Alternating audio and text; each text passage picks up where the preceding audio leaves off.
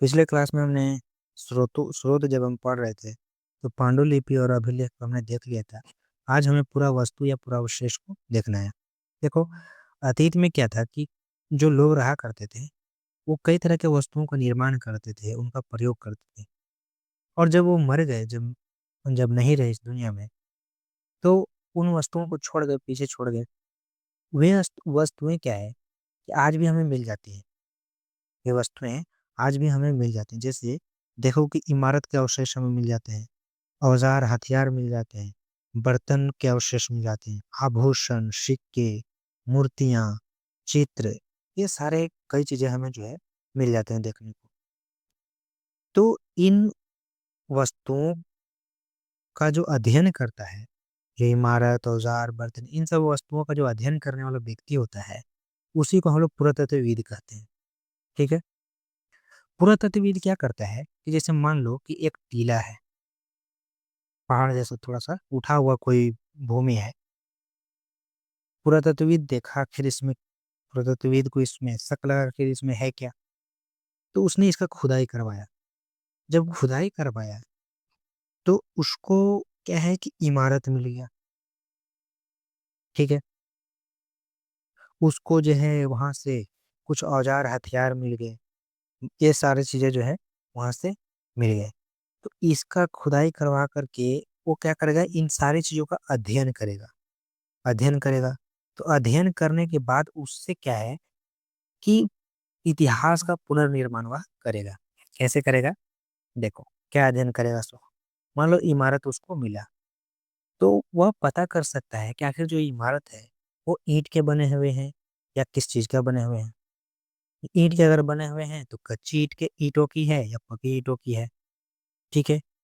औजार और हथियार मिल गए, तो औजार और हथियार को देख सकता है किस धातु के बने हुए हैं। ठीक है। पता कर सकता है कि ये जो किस लिए प्रयोग किया जाता था। तीर का अगर नोक मिल जाए, तीर का नोक, तो उसको यूज करता होगा वो शिकार करने के लिए। ठीक है। बर्तन मिल गया तो बर्तन से क्या पता कर लेगा कि ये किस चीज का बना था, मिट्टी का बना था। तो मिट्टी का बना था तो पकाया जाता था या ऐसे ही रखा जाता था। क्या बर्तनों पर जो है चित्रकारी भी की जाती थी, ये पता कर सकते हैं। ठीक है। चित्रकारी कई बार आगे पढ़िएगा तो बर्तनों को देखेंगे कि उस पर चित्र बने हुए हैं।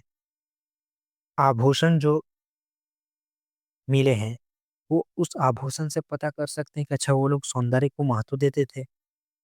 सिक्के मिले हैं, सिक्के से क्या पता चलता है कि अच्छा अब जो है वस्तु के बदले वस्तु नहीं, यानी वस्तु विनिमय प्रणाली नहीं था। थोड़ा बहुत होगा, लेकिन अब क्या है कि करेंसी का, मुद्रा का प्रचलन हो गया है। यानी अब क्या, कौन सी दिक्कत से ये बच गए। जैसे देखो, आपको लेना है, आप जो हो गए जूता खरीदने के लिए, आपके पास गेहूं था, लेकिन जिसके पास जूता लेने गए उसको गेहूं से काम ही नहीं है, तो आप कैसे खरीदोगे। लेकिन वही आपके पास मुद्रा रहता तो क्या है कि मुद्रा रहेगा, सिक्का रहेगा, तो आप आराम से खरीद लोगे। तो यानी कि अब जो व्यापार होता था वो क्या है कि वस्तु विनिमय प्रणाली पर नहीं होता था, मुद्रा का प्रयोग होता था। सिक्का से भी पता कर सकते हैं किस शासक का है वो, किस धातु का बना हुआ है, सोना है, चांदी है, ये सब। मूर्तियां भी मिलती हैं, तो मूर्तियों के बारे में क्या अध्ययन करेगा कि किस धातु का बना है, उसकी मुद्रा किस मुद्रा में है। उसके मुद्रा को देख करके पता कर सकता है कि ये किसी नर्तकी की मूर्ति है या किसी देवी की मूर्ति है जिनका पूजा किया जाता है। चित्रों को देख करके भी बहुत कुछ अध्ययन किया जा सकता है। आगे मैं बताऊंगा कैसे चित्र का अध्ययन करते हैं। इतना ही नहीं, कई बार क्या है कि जब ये खुदाई करवाता था पुरातत्वविद, तो इसको पशु पक्षियों और मछलियों की हड्डियां तक मिल जाती हैं। इससे क्या पता चलता है उस समय के लोगों का खान पान क्या था, ये इसका पता चल जाता है। ठीक है। हमें क्या है कि वनस्पति के जो अवशेष है वो बहुत कम मिलते हैं, बहुत कम, न के बराबर मिलते हैं। ऐसा क्यों है? वनस्पति सड़ गल जाएगा, और सड़ गल जाएगा पूरी तरह से। ये सब चीजें जो है, ये सब चीजें जो इमारत और औजार, ये सब तो कठोर चीज है, ठोस चीज है, ये लंबे समय तक टिकते हैं। लेकिन जो वनस्पति है ना, वो सड़-गल जाता है, खत्म हो जाता है, इसके अवशेष बहुत कम मिलते हैं। हमें क्या है, अन्न के दाने और लकड़ी के टुकड़े हैं जले हुए रूप में मिले हैं, और जले हुए रूप में ये सब चीज़ें सड़ते नहीं हैं, क्या है, मिल जाते हैं बचे रहते हैं वो।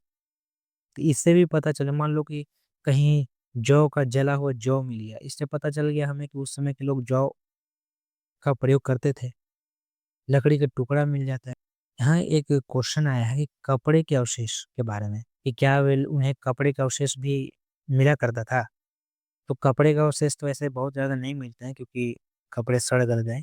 लेकिन मोहनजोदड़ो जो है, मोहनजोदड़ो, वहाँ से कपड़े का अवशेष मिला है। इसके बारे में हम चैप्टर 4 में पढ़ेंगे। तो कपड़े का अवशेष भी कहीं-कहीं से मिले हैं।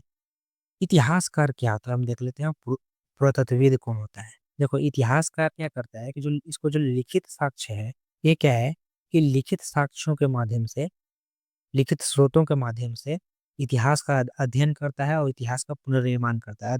लिखित स्रोतों का ये अध्ययन करता है और इतिहास का पुनर्निर्माण करता है। जैसे लिखित स्रोतों में अभिलेख, पांडुलिपियाँ, ग्रंथ, ये सब हो गए, ठीक है? लेकिन जो पुरातत्वविद होता है, वो क्या करता है? पुरातत्वविद जो होता है, वो प्राचीन समय में जो प्रयोग की जाने वाली वस्तुएँ थी, उनको वो खुदाई करवाता है, उनको खोजता है, उनका अध्ययन करता है और इतिहास का पुनर्निर्माण करता है। अभी मैंने बताया कैसे-कैसे, क्या-क्या पता करता है ये। यानी कि इतिहासकार और पुरातत्वविद वे जासूस हैं, जो क्या है, सभी स्रोतों का प्रयोग एक सुराग के रूप में करते हैं। किस लिए? अतीत को जानने के लिए।